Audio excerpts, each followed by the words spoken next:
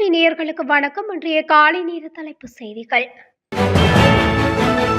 கல்வி பொது தராதர சாதாரண தர பரீட்சைக்கான அனைத்து பயிற்சி வகுப்புகள், கருத்தரங்குகள், செயலமர்வுகள் அனைத்தும் எதிர்வரும் 11ஆம் தேதி நள்ளிரவுடன் நிறைவடையும் என பரீட்சைகள் திணைக்களம் தெரிவித்துள்ளது. இதன்படி எதிர்வரும் செவ்வாய்க்கிழமை முதல் இதுபோன்ற அனைத்து நடவடிக்கைகளும் தடை செய்யப்படும் என அறிவிக்கப்பட்டுள்ளது. இந்த ஆண்டுக்கான கல்வி பொது தராதர சாதாரண தர பரீட்சை எதிர்வரும் 17ஆம் தேதி ஆரம்பமாக உள்ளது. 2024ஆம் ஆண்டுக்கான கல்வி பொது தராதர சாதாரண தர பரீட்சை எதிர்வரும் 26ஆம் தேதி நிறைவடைய உள்ளதும் குறிப்பிடத்தக்கது. முன்னாள் ஜனாதிபதி ரணில் விக்ரமசிங்க மீதான குற்றச்சாட்டுகள் குறித்து அரசாங்கம் புதிய விசாரணையை ஆரம்பிக்கும் என்று பொது பாதுகாப்பு மற்றும் நாடாளுமன்ற விவகாரத்துறை துணை அமைச்சர் சுனில் வட்டக்கல தெரிவித்துள்ளார். செய்தியாளர்களிடம் பேசிய வட்டக்கல, படலந்த அறிக்கை தொடர்பான குற்றச்சாட்டுகளை விசாரிக்க அரசாங்கம் தேவையான நடவடிக்கைகளை எடுக்கும் என்று குறிப்பிட்டுள்ளார். ரணில் மீது மத்திய வங்கி பத்திர மோசடி மற்றும் உயிர்த்த ஞாயிறு தாக்குதல்கள் குறித்தும் விசாரணைகள் நடத்தப்படும் என்றும் அமைச்சர் குறிப்பிட்டுள்ளார். மதங்கள் தொடர்பாக எழுதப்பட்ட புத்தகங்கள் மற்றும் படைப்புகளை இறக்குமதி செய்வதற்கான தடை நீக்கம் செய்யப்பட்டுள்ளதாக அறிவிக்கப்பட்டுள்ளது. உயிர்த்த ஞாயிறு தாக்குதல்களை தொடர்ந்து நாட்டிற்குள் மத படைப்புகள் இறக்குமதி செய்வது தடை செய்யப்பட்டிருந்தது. இந்த தடை புத்த சாசன, சமய மற்றும் கலாச்சார அலுவல்கள் அமைச்சின் ஆலோசனை குழு எடுத்த முடிவின்படியே நீக்கப்பட்டுள்ளது.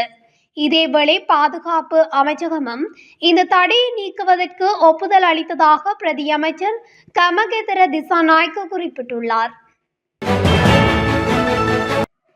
சந்தையில் முட்டை மற்றும் கோழி இறைச்சியின் விலைகள் மீண்டும் அதிகரித்துள்ளதாக தெரிவிக்கப்பட்டுள்ளது. அரசாங்கம் வாக்குறுதி அளித்தபடி கோழி தீவனத்தின் விலையை குறைக்காததால் கோழி மற்றும் முட்டைகளின் விலைகள் அதிகரித்துள்ளதாக கால்நடை உற்பத்தியாளர்கள் சங்கம் தெரிவித்துள்ளது. இந்நிலையில் புதிய விலை மாற்றங்கள் விரைவில் அறிவிக்கப்படலாம் என எதிர்பார்க்கப்படுகின்றது. கடந்த மாதம் சில்லறை சந்தையில் முட்டை மற்றும் கோழி இறைச்சியின் விலைகள் குறைக்கப்பட்டன. முன்பள்ளி ஆசிரியர்களுக்கு சம்பளத்தை அதிகரிக்க மகளிர் விவகார அமைச்சின் ஒத்துழைப்பும் அவசியம் என வன்னி மாவட்ட நாடாளுமன்ற உறுப்பினர் துரைராசா ரவிகரன் வலியுறுத்தியுள்ளார்.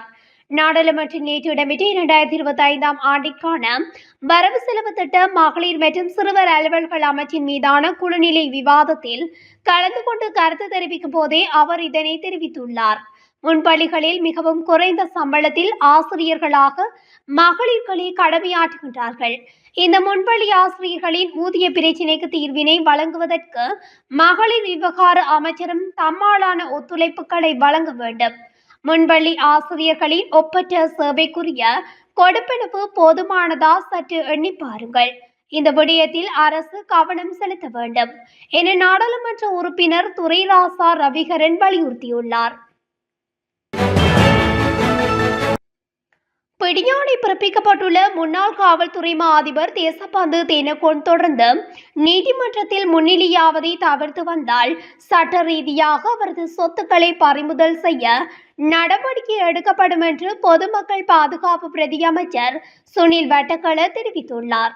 முகத்துவாரம் பகுதியில் நேற்று இடம்பெற்ற நிகழ்வொன்றில் கலந்து கொண்டு கருத்து தெரிவிக்கும் போதே அவர் இதனை குறிப்பிட்டுள்ளார்.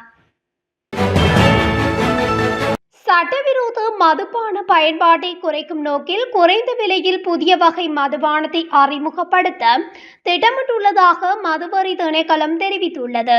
அரசாங்க நிதி பற்றிய குழுவின் சமீபத்திய கூட்டத்தில் மதுவரி ஆணையாளர் நாயகம் ஜெனரல் உதயகுமார மதுபானத்தின் விலை அதிகரிப்பு காரணமாக பலர் சட்டவிரோத மதுபானங்களை அருந்தும் நிலைக்கு தள்ளப்பட்டுள்ளதாக குறிப்பிட்டுள்ளார். இதனால் அரசாங்கத்திற்கு வரி வருவாய் இழப்பு ஏற்பட்டுள்ளதாகவும் இந்த நிலையை தடுக்க குறைந்த விலையில் மதுபான போத்தலை அறிமுகப்படுத்த திட்டமிடப்பட்டுள்ளதாகவும் மதுவரி ஆணையர் நாயகம் ஜெனரல் உதயகுமார தெரிவித்துள்ளார். நாட்டுக்கு பிரவேசிக்கும் சுற்றுலா பயணிகளின் எண்ணிக்கை தொடர்ந்தும் அதிகரித்து வருவதாக சுற்றுலா அபிவிருத்தி அதிகார சபை தெரிவித்துள்ளது. இதன்படி இந்த ஆண்டின் இதுவரையான காலப்பகுதியில் 5,30,746 சுற்றுலா பயணிகள் நாட்டுக்கு பிரவேசித்துள்ளனர். பிப்ரவரி மாதத்தில் மாத்திரம் 2,40,217 பேர் நாட்டுக்கு வந்துள்ளனர். மார்ச் மாதத்தில் இதுவரையான காலப்பகுதியில் 37,768 சுற்றுலா பயணிகள் வந்துள்ளதாகவும் சுற்றுலா அபிவிருத்தி அதிகார சபை தெரிவித்துள்ளது.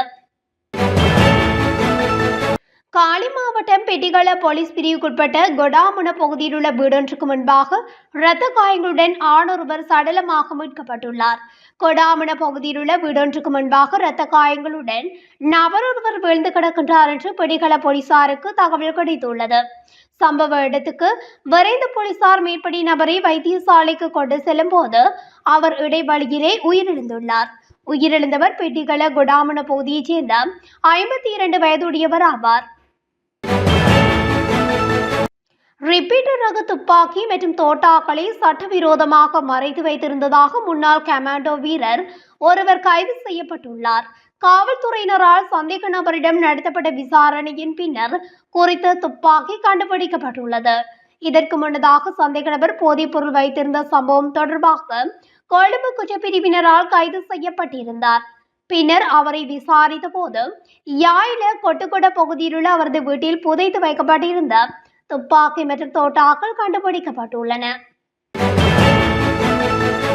வரக்காப்புல அத்னாவள பகுதியில் ஏற்பட்ட விபத்து ஒன்றின் போது இரு தரப்பினருக்கும் நடந்த வாக்குவாதத்தில் ஒருவர் மீது கடும் தாக்குதல் நடத்தப்பட்டுள்ளது. குறித்த விபத்து நேற்று இரவு 2 மோட்டார் சைக்கிள்கள் மோதியதில் ஏற்பட்டுள்ளது. உறவினர்கள் இருவரின் மோட்டார் சைக்கிள்கள் மோதி விபத்துக்குள்ளான போது இரு மோட்டார் சைக்கிள்கள் ஓட்டுநர்களுக்கும் இடையே ஏற்பட்ட தகராறில் 63 வயதுடைய ஒருவர் உயிரிழந்துள்ளதாக வரக்காப்புல போலீசார் தெரிவித்துள்ளனர். சம்பவத்தின் போது வாக்குவாதம் தீவிரமடைந்து சைக்கிள் ஓட்டுநர்களில் ஒருவரான 42 வயது நபர் மற்றொரு சைக்கிள் ஓட்டுநர் 63 வயது நபரை தாக்கி கீழே தள்ளியுள்ளார். காயத்துக்குள்ளாகிய அவரை மருத்துவமனைக்கு கொண்டு சென்றுள்ளனர். இருப்பினும் குறித்த நபர் உயிரிழந்துள்ளதாக வைத்தியசாலையில் தெரிவிக்கப்பட்டுள்ளது. மலேக மார்க்கத்திலான தொடர்ந்து சேவைகளில் பாதிப்பு ஏற்பட்டுள்ளது. பதுளையில் இருந்து கொழும்பு நோக்கி பயணித்த தொடருந்து ஒன்று நாவலப்பட்டி மற்றும் உளப்பணி தொடர்ந்து நிலையங்களுக்கிடையில் தடம் புரண்டதால் மலேக மார்க்கத்திலான தொடர்ந்து சேவைகள் பாதிப்படைந்துள்ளதாக தொடர்ந்து திணைக்களம் தெரிவித்துள்ளது. நாட்டின் பல பகுதிகளில் இன்று மற்றும் நாளை மழை பெய்யக்கூடும் என வளிமண்டலவியல் திணைக்களம் எதிர்வு கூறியுள்ளது. வளிமண்டலவியல் திணைக்களம் விடுத்துள்ள அறிக்கையில் இந்த விடயம் தெரிவிக்கப்பட்டுள்ளது. வடக்கு, வடமத்திய, கிழக்கு மற்றும் ஊவா மாகாணங்களிலும் மாத்தளை, நுவரெலியா மற்றும் ஹம்பாந்தோட்டை மாவட்டங்களிலும் மாலையில் அல்லது இரவு வேளைகளில் மழை அல்லது இடியுடன் கூடிய மழை பெய்யக்கூடும். அத்துடன் வடக்கு, வடமத்திய, கிழக்கு மற்றும் வடமேல் மாகாணங்களிலும் மாத்தளை, நுவரெலியா மற்றும் ஹம்பாந்தோட்டை மாவட்டங்களிலும் அவ்வப்போது மணிக்கு 30 தொடக்கம் 40 கிலோமீட்டர் வேகத்தில் ஓரளவு பலத்த காற்று வீசக்கூடும் எனவும் எதிர்வு கூறப்பட்டுள்ளது. ஓகிய தொடர்ந்து நிலையத்துக்கு அருகில் நேற்று காலை LODC தொடர்ந்தில் இருந்து வீழ்ந்து சுற்றுலா பயணியொருவர் காயமடைந்துள்ளதாக ஹபுதலை போலீசார் தெரிவித்துள்ளனர். குறித்த சுற்றுலா பயணி கண்டியிலிருந்து எல்லை நோக்கி பயணித்த சீனாவைச் சேர்ந்த 35 வயதுடைய பெண் ஆவார். சம்பவத்தில் காயமடைந்த குறித்த பெண் தொடர்ந்து பணியாளர்களால் மீட்கப்பட்டு ஹபுதலை தொடர்ந்து நிலையத்துக்கு கொண்டுவரப்பட்டு சிகிச்சைகளுக்காக தேத்தலாவா ஆதார வைத்தியசாலையில் அனுமதிக்கப்பட்டிருந்தார். தற்போது இவர் மேலதிக சிகிச்சைக்காக பதுளை போதனா வைத்தியசாலைக்கு மாற்றப்பட்டார். குறித்த பெண்ணின் நிலைமை தற்போது கவலைக்கிடமாக உள்ளதாகவும் வைத்தியசாலை வட்டாரங்கள் தெரிவிக்கின்றன. இத்துடன் தமிழொலியின் இன்றைய காலை நேர தலைப்பு செய்திகள் நிறைவடைகின்றன. தொடர்ச்சியாக செய்திகளை அறிந்து கொள்ள தமிழொலி ஊடகத்துடன் இணைந்திருங்கள். நன்றி, வணக்கம்.